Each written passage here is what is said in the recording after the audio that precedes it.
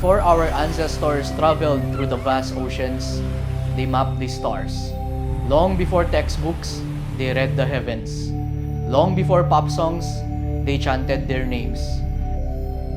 Today, we return to those skies with new eyes, searching for what they saw, believe, and pass on.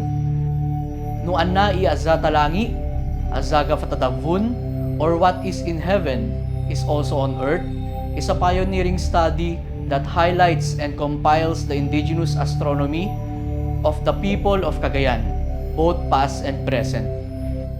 It explores how celestial observation, beliefs, and phenomena have shaped the lives of the province's diverse ethno-linguistic groups throughout recorded history. I'm Joshua Jewel Palolan of the Cagayan Museum and Historical Research Center and the Cagayan Heritage Conservation Society, and I will be presenting Nu Anna I Azza Talangi, Azaga Fatatavun, or What is in Heaven is also on Earth. This work draws from early Spanish sources, including Fray Jose Bugarin's 17th century Diccionario Ibanag Espanyol and the 1914 Diccionario Espanyol Ibatan, compiled by Dominican missionaries in the Batanes and Babuyan Islands. These references primarily reflect the Ibanag and Ivatan communities, two of the region's oldest ethno-linguistic groups during the early colonial period. However, due to the limited documentation of other pre-conquest groups, especially the Itawit and Iraya, much of their indigenous astronomical vocabulary has been lost.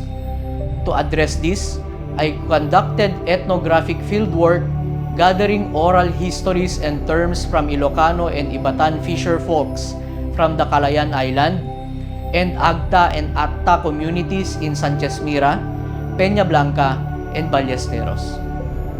Additional data came from the Itawits of southwestern Cagayan, the Ibanags of both north and south, and the Malaweg people of Rizal. Together, these voices create a more inclusive and representative portrait of Cagayan's cultural and linguistic heritage. These findings were then cross-referenced with enduring indigenous practices still observed in the Cordillera region, a mountainous area to the west that resisted full colonization until the American era. Comparisons were also made with other sky-related traditions from across the Philippines and Southeast Asia to help partially reconstruct Cagayan's ancestral astronomical knowledge. Much of this knowledge, however, was gradually displaced.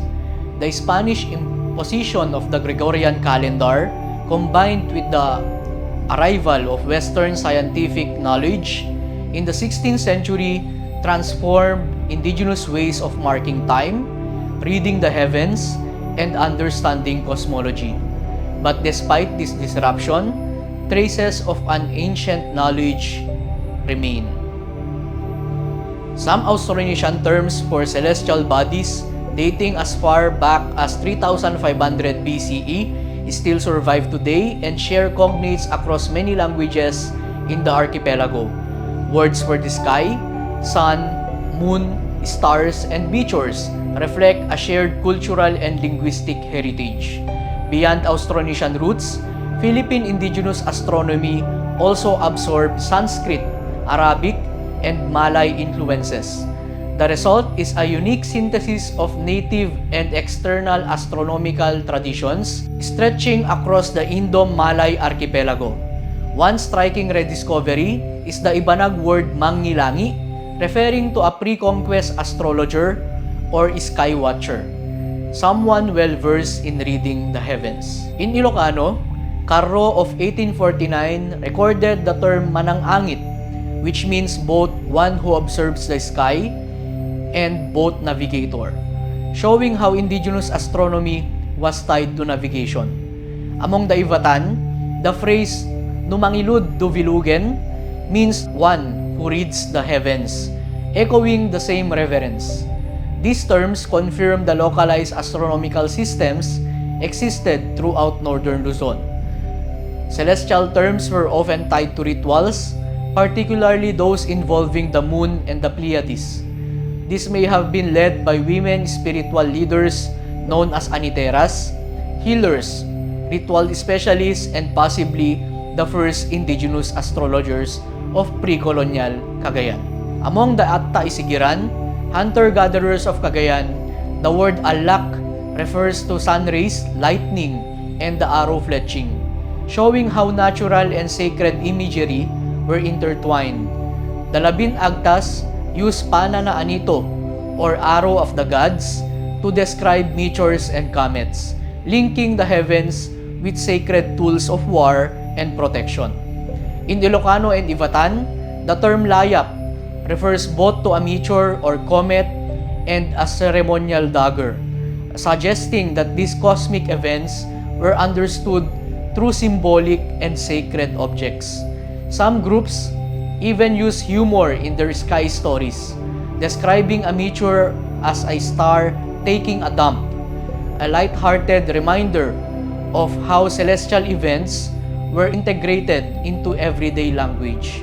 The Ilocano weaving community links the stars to their craft. The word Gaganayan describes both a warping frame and the Orion constellation.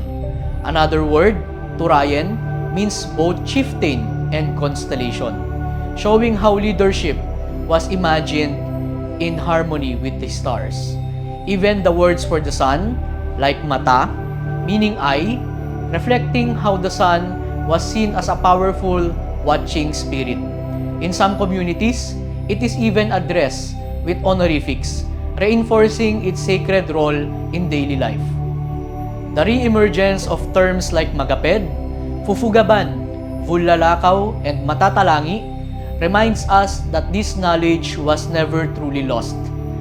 It lived on in rituals, in memories, in the quiet language of our elders, waiting to be remembered, documented, and decolonized. The variety of these terms also suggests that while these communities may have shared a common ancestral origin, their unique ways of life, farming, fishing, and hunting, shape how they interpreted the heavens. Today, while astronomy is defined by precision, data, telescopes, the indigenous relationship with the sky, rooted in spirituality, survival, and storytelling, still lives on.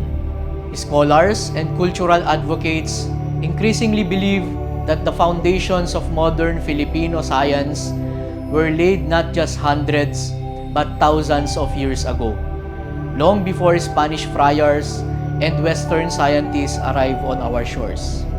This study may serve as a foundation for school curricula, cultural conservation, and even astrotourism activities. By mapping indigenous skies, organizing stargazing events, and promoting dark sky conservation, we can merge cultural heritage with science and create new opportunities for education, economy, and community pride.